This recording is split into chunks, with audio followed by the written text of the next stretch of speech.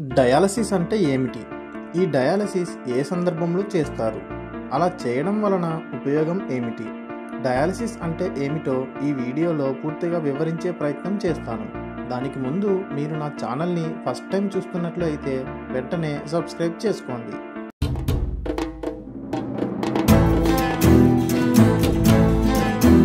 మన బ్లడ్ని క్లీన్ చేసే పని, అంటే బ్లడ్లో ఉండే వ్యర్థాలను ఫిల్టర్ చేసి బయటకు పంపించడం కిడ్నీలు చేసే పని.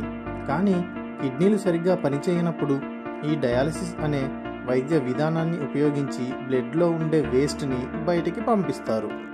మన రక్తంలో క్రియాటిన్ స్థాయి ఎక్కువగా ఉంటే కిడ్నీలు సరిగ్గా పనిచేయవు.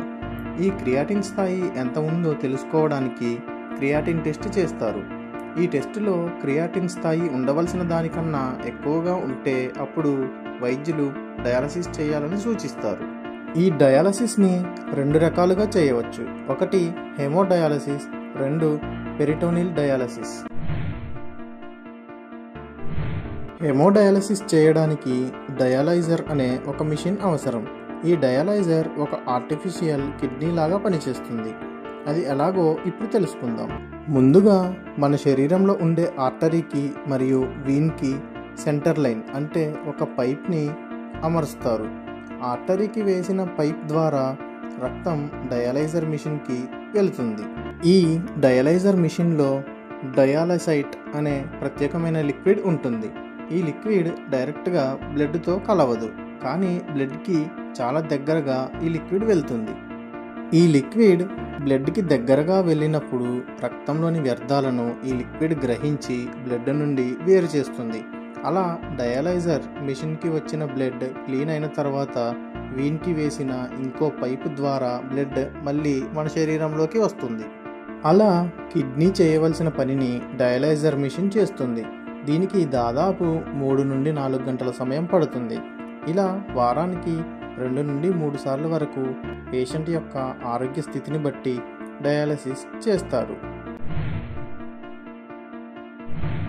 Peritoneal dialysis. ఈ పద్ధతి కూడా కిడ్నీ ప్రాబ్లమ్స్ ఉన్న పేషెంట్స్ కోసం ఉపయోగిస్తారు.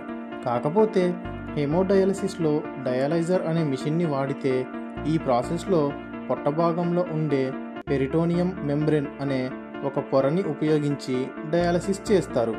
అది ఎలాగో ఇప్పుడు తెలుసుకుందాం. పెరిటోనియం మెంబ్రేన్ మన శరీరంలో ఉండే వ్యర్థాలను బయటికి పంపడం మరియు ఔషధ ద్రవ్యాలను గ్రహించి శరీరంలోకి పంపే పని చేస్తుంది. క్యాథటర్ అనే శస్త్రచికిత్సను ఉపయోగించి పెరిటోనియల్ డయాలసిస్ చేస్తారు. అది ఎలా అంటే పెరిటోనియం మెంబ్రేన్లోకి ఒక చిన్న పైప్ని పంపి దాని ద్వారా డయాలసైట్ అనే లిక్విడ్ని పంపిస్తారు. ఈ లిక్విడ్ బ్లడ్లోని వ్యర్థాలను గ్రహించి పెరిటోనియం మెంబ్రేన్కి అమర్చిన పైపు ద్వారా బయటికి పంపిస్తుంది. కానీ కొద్ది సమయం తర్వాత ఈ లిక్విడ్ని బయటికి తీసివేయాలి. ఇలా రోజుకి దాదాపు 3 సార్లు చేయాలి. ఈ పద్ధతిలో డయాలసిస్ని 2 రకాలుగా చేయవచ్చు. ఒకటి CAPD, అంటే కంటిన్యూస్ అంబులేటరీ పెరిటోనియల్ డయాలసిస్. ఈ ప్రాసెస్ని పేషెంట్ తనకి తానుగా అయినా లేదా ఒకరి సహాయంతో అయినా డయాలసిస్ చేసుకోవచ్చు. ఒకసారి డయాలసిస్ చేయడానికి దాదాపు అరగంట సమయం పడుతుంది. ఇలా రోజులో 3 నుండి 4 సార్లు చేసుకోవాల్సి వస్తుంది. రెండవది APD, అంటే ఆటోమేటెడ్ పెరిటోనియల్ డయాలసిస్. ఇది ఒక మిషన్ సహాయంతో చేసుకోవచ్చు. పేషెంట్ రాత్రిపూట పడుకునేటప్పుడు తనకి అమర్చిన ఒక మిషన్ ద్వారా ఈ డయాలసిస్ చేసుకోవచ్చు. డయాలసిస్ సైకిల్ని పూర్తిగా ఈ మిషన్ కంట్రోల్ చేస్తుంది. అంటే పేషెంట్ ఈ మిషన్ ఆపరేట్ చేయాల్సిన అవసరం లేకుండానే డయాలసిస్ జరుగుతుంది. పెరిటోనియల్ డయాలసిస్ వల్ల ఉపయోగం ఏంటంటే హాస్పిటల్కి వెళ్లకుండా ఇంట్లోనే లేదా మనకి అనువుగా ఉండే ప్రదేశంలో ఎక్కడైనా ఈ పెరిటోనియల్ డయాలసిస్ చేసుకోవచ్చు.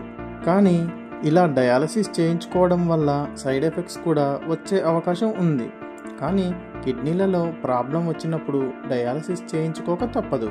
డయాలసిస్ చేయించుకోవడం వలన పేషెంట్ యొక్క లైఫ్ టైంని కొంతవరకు పెంచుకోవచ్చు. డయాలసిస్ గురించి చెప్పిన ఇన్ఫర్మేషన్ మీకు అర్థమైందని, నచ్చిందని అనుకుంటున్నాను. నచ్చితే ఖచ్చితంగా లైక్ చేసి షేర్ చేయండి. ఇలాంటివి మరిన్ని వీడియోస్ కోసం నా ఛానల్ని ఖచ్చితంగా సబ్స్క్రైబ్ చేసుకోండి.